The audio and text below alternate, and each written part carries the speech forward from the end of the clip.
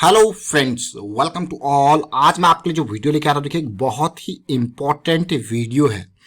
टाटा का ये शेयर है और 15 लाख लोगों का जब भी बात आती है ना, तो ये समझ लीजिए छोटे निवेशकों का भरोसा।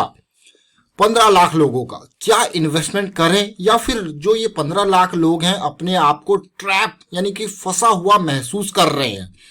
डेफिनेटली जब किसी शेयर में आप देखोगे, कोई शेयर 600 रुपए से गिर के 50-60 रुपए तक आ जाता है, 100 रुपए तक आ जाता है, तो जो ये छोटे छोटे निवेशक हैं ये अपने आप को बिल्कुल घुटन सी महसूस करते हैं।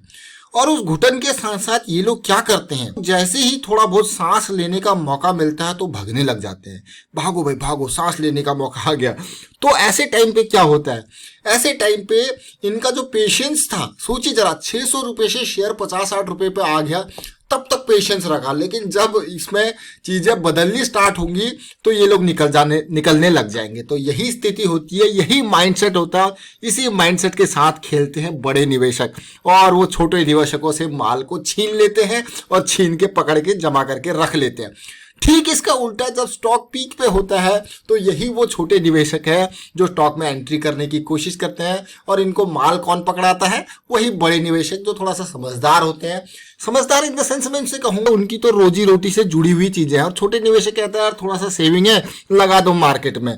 ये रवैया, ये एटीट्यूड अगर आप अपनाते हो, थोड़ा सा सेविंग है लगा दो मार्केट में, तो मैं आपसे कहूंगा अवॉइड शेयर मार्केट।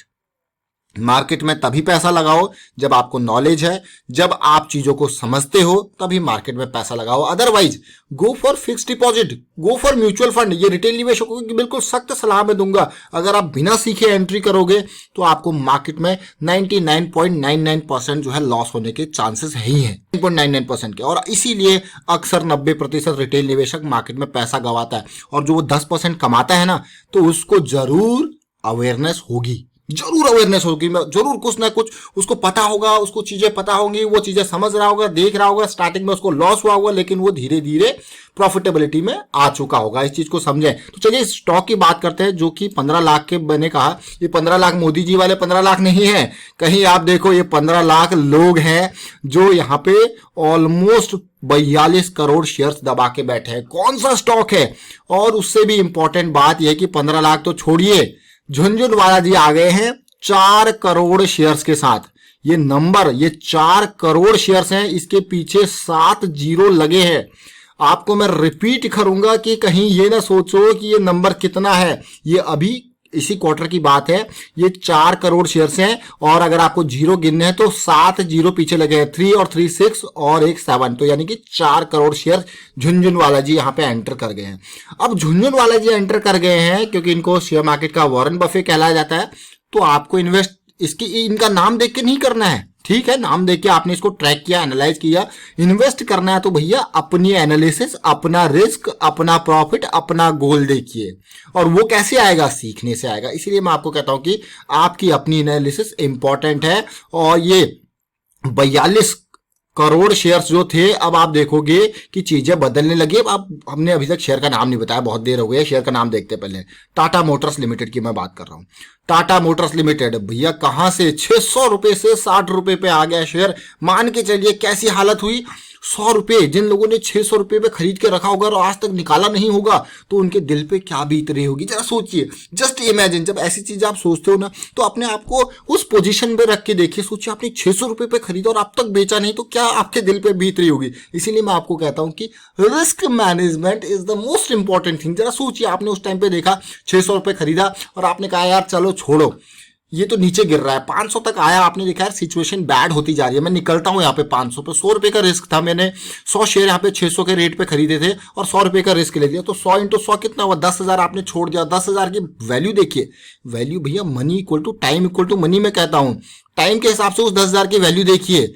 जरा सोचिए, वो 10,000 की वैल्यू आपको इस टाइम पर आपने रखा है। 10,000 जाने दो, कोई दिक्कत वाली बात नहीं। उसी 10,000 के हिसाब से जो आपका बचा हुआ कैपिटल है वो तो ब्लॉक नहीं हुआ, वो गया तो नहीं ना। तो ये सबसे इंपॉर्टेंट होता है risk management. That's why I always ask for risk management planning. अब आपका हो गया रिस्क मैनेजमेंट। रिटेल निवेशक अक्सर बड़ी गलती करता है। वो कहता है अच्छा शेयर है, अच्छा शेयर है। अगर मार्केट में देखोगे 100 में से गिनती के कुछ शेयर होते हैं जो कि भाग जाते हैं, लेकिन उसमें भी आप अपने गोल के हिसाब से रिस्क मैनेजमेंट कीजिए। आपका गोल क्या है, सबसे पहले अपने गोल को समझिए। जिस दिन आप अपने गोल का समझ लोगे तो आपके आगे आने वाले एक्शंस, जो आपके एक्शंस हैं, आपके मैं कहूंगा रिस्क मैनेजमेंट है, उसी गोल के ऊपर आधारित होता है। अब मैं ये टाटा मोटर्स के शेयर को आपको दिखाऊंगा और ध्यान से देखिए।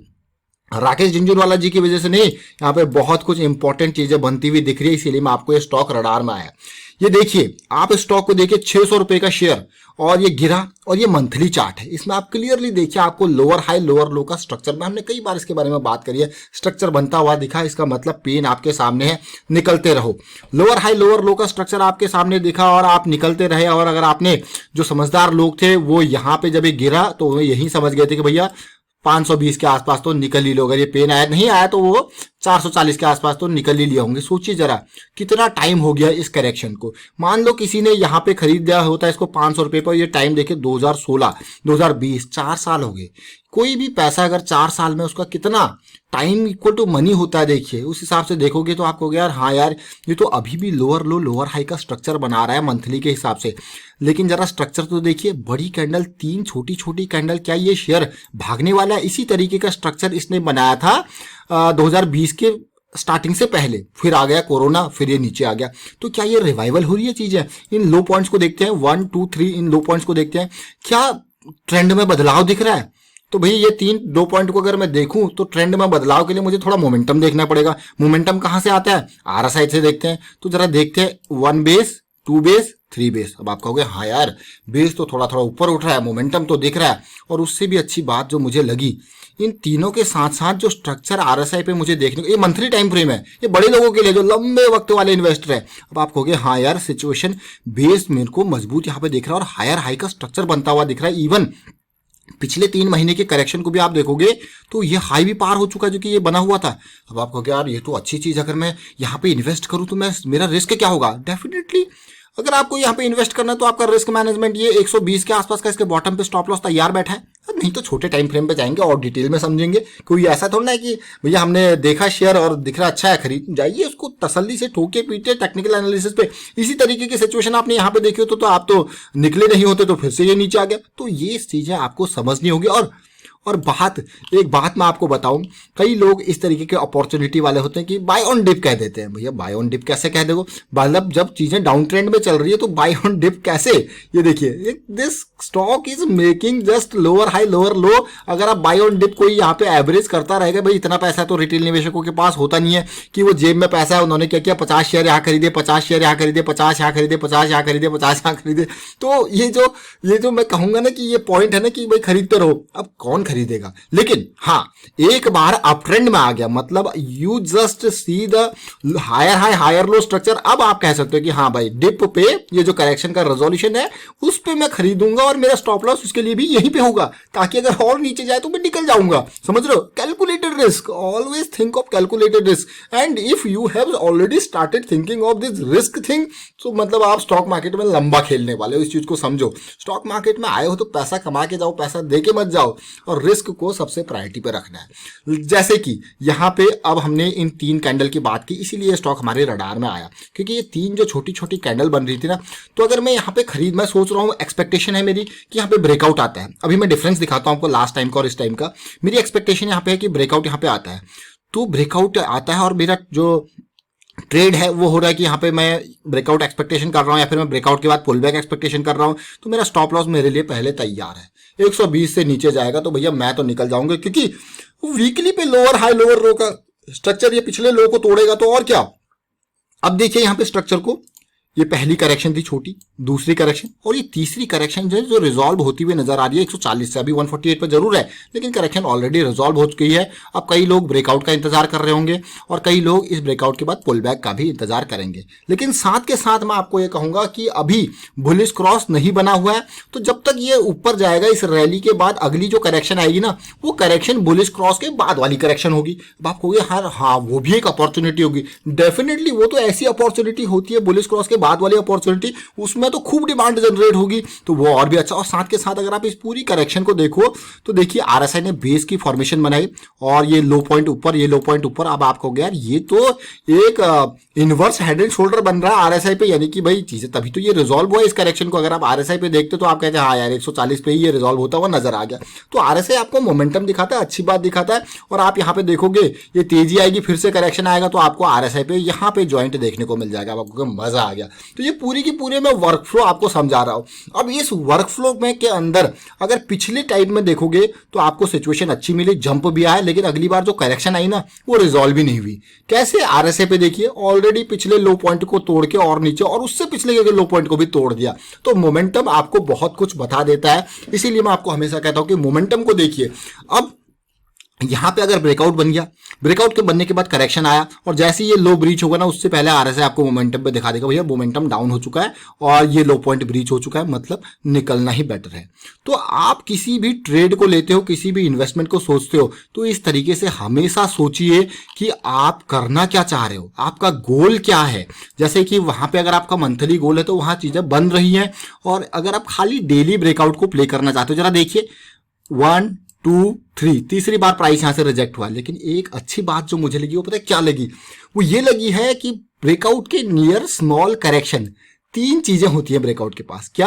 ब्रेकआउट की नियर स्मॉल करेक्शन, कंसोलिडेशन या फिर पुल बैक। अब आपको क्या करेक्शन आया, हाँ ये ब्रेकआउट होने के चांसेस बढ़िया है, तो स्टॉप लॉस आपके पास क्या होगा ये। लेकिन ये किस टाइम फ्रेम पे आप देख रहे हो? डेली टाइम फ्रेम पे। बहुत ही अच्छी बात। साथ के साथ यहाँ पे देखिए अगर आरएसआई को देखते हो तो what is this, this is demand getting increased. देखिए 1 2 3 रेंज अप जा रही है, डिमांड बढ़ रही है, बहुत ही बढ़िया बात भाई। अब बढ़ते बढ़ते डिमांड यहाँ चली गई, यानी कि एसिड एरिया में चली गई। अब आप कहोगे भाई मजेदार जो है भयंकर धमाका यहाँ पे हो सकता है, लेकिन भाई धमाके की एक्सपेक्टेशन आप कर रहे हो और बिना रिस्क मैनेजमेंट के साथ आप सोच रहे हो कि आप सब कमा लो, सब आपकी जेब में आ जाए। लेकिन अगर सिचुएशन आपके अगेंस्ट हुई तो वो भी तो प्लान आपको बनाना है। तो अगर मैं यहाँ पे डेली पे ब्रेकआउट प्ले करने की कोशिश कर रहा हूं तो मेरा स्टॉप लॉस कितना है? ज्यादा दूर नहीं है, 145 के आसपास है। सोचिए कितना, 3-4 रुपए के आसपास का स्टॉप लॉस हो आपको। अरे वाह मजादार। और एंट्री थोड़ा सा ऊपर जाए, ये एटलीस्ट हाई पार हो जाए तो एंट्री का पॉइंट।